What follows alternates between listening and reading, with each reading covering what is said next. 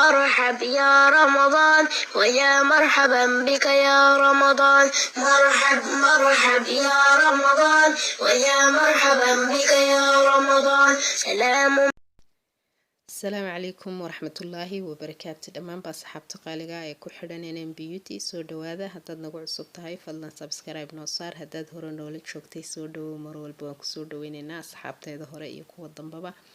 asxaabteeda nagu soo biirtay dhawaanahan ee tirada badan waan soo dhaweynaynaa. aad iyo aad baan idin soo dhaweynaynaa. waanad ku mahadsantihiin subscribe-ta cusub ee aad nasteyseen. soona dhawaada mar walba. waxaad naga heli doontaan waxyaabo faa'iido idin leh insha Allah. badanaa waxaad nooga barateen asxaabteedii hore inaan soo gelino xinaha iyo cuntada iyo sida guriga waxyaaba lagu sharaxdo gacanta lagu sameeyay iyo waxyaabo kale oo isleenay faa'iido ay leeyihiin dhammaantood. marka hawsheeda halkaas kasii soconaysa insha Allah. rabadaantana cuntooyinka aan xooga saarayna inaan soo gudbino insha Allah. hadday noqoto kuwa afurka, hadday noqoto cashada, hadday noqoto suxuurta laftirkeeda iyo waxyaabaha kale oo isleenay faa'iido ay leeyihiin. marka insha Allah waan dadaalaynaa intii karaankayga waanu rabnaa wax aan soo gudbino walow qofna ha noqdo inuu wuxuu laga faa'iido. marka dadka ka faa'iideystay way ku mahadsan yihiin. aad iyo aad baanan ugu dadaalaynaa in wuxuuna laga faa'iido insha Allah. marka taas waa taas. bisha Ramadaan ilaahay khayrkeeda hayna siiyo. ilaahay cudurkan wareegaya adduunyada oo dhan qabsadayna ilaahay haynaga qabto. intii la kulantay ee uu ku dhacay ee la jiiftana ilaahay ka caafiyo. intii ku dhimatay ee ilaahay sabab uga soo dhigayna ilaahay qabriyadooda ha waasiciyo, dambi dhaafna ha uga dhigo. intaa ka bacdi saaka ay tahay subax hore 7 subaxnimo wax barnaamij oo intaan xalay ku seexdayna subax idin soo galiya muu jirin oo ii diyaarsanaa. laakiin anigoo daawanaya YouTube-ka ayaa waxay ku dhalatay YouTube-ka marmarba fikir ka helaysaa saad u daawanaysid. de wax kasto daawanaysana waa inaad micno u daawanayso. haddaad cunto daawanaysid inaad ka baratid inaad u daawanaysid. haddaad wax qosol daawanaysid inaad naftaada ku yara dejisid oo yara farxadid ama entertainment ka heshid aad u daawanaysid. haddaad daawanaysid adoo ay shay aad daawanaysid ujeedo waa inaad u daawanaysid. marka anigu dadka YouTube-ka xoog u daawadanahay TV-yadii waxaa kuma xidhni aad YouTube-ka badanaa waxaan daawadaa 2 qowmiyadood baan daawadaa maadaama YouTube-ka dad fara badan soo galaan.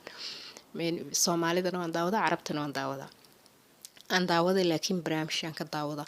barnaamij waxaa jira la yiraahdo Musaamax Kariim. barnaamijkaasi waa barnaamij Carabtu leedahay laakiin waxaa la yiraahdaa Musaamax Kariim.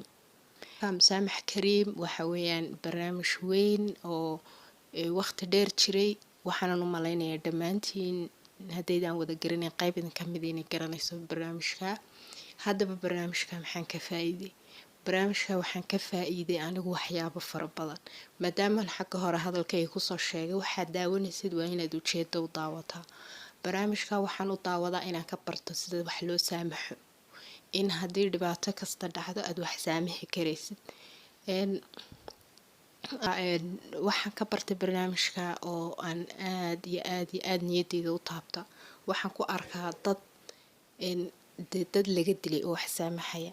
markaas saamaxaadu markay soo gaadho heer jariimad qof la dilay aad saamaxdo. yacni ismalihi adduunka wax ka weyn oo kale la saamaxi kara baa jira. waxaad arkaysaa hooyo ilmaheega laga dilay oo saamaxaysa. waxaad arkaysaa qof isaga dhibaatada loo geystay. wallaahi marka aad daawatid aad la ooyeysid qofka oo ay sacab ku tahay inuu saamaxo wax laakiin naftiisa ku tarbiyadaynaya inuu saamaxo. waxaad arkaysaa qof dhibaato weyn intuu geystay intuu kasoo noqday ka baryaya qofkii uu dhibaatada u geystay inuu saamaxo.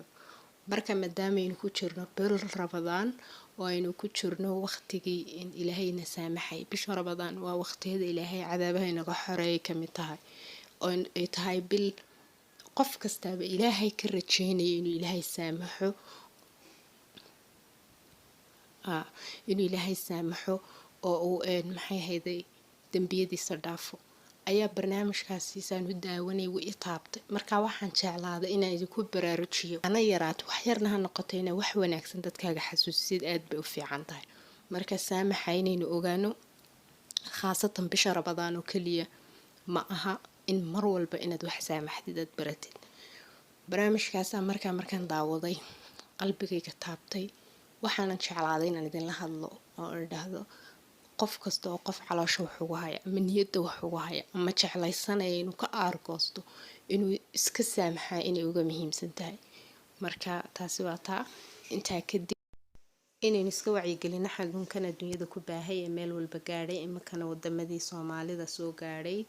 marka waa in taxadir weyn ka muujino. ilaahay baa horta wax ilaaliya, laakiin hubka koowaad aynu haysanaa horta waa ducada, inaynu ducaysano inu ilaahay ka magan galno.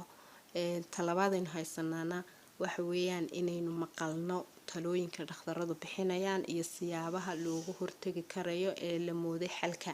waayo maadaamuna lahayn tallaal, maadaamuna lahayn dawo, maadaamuna lahayn ka hortag kale oo layidhi keliya waxaa ka hortaga in la kala fogaado iyo nadaafada.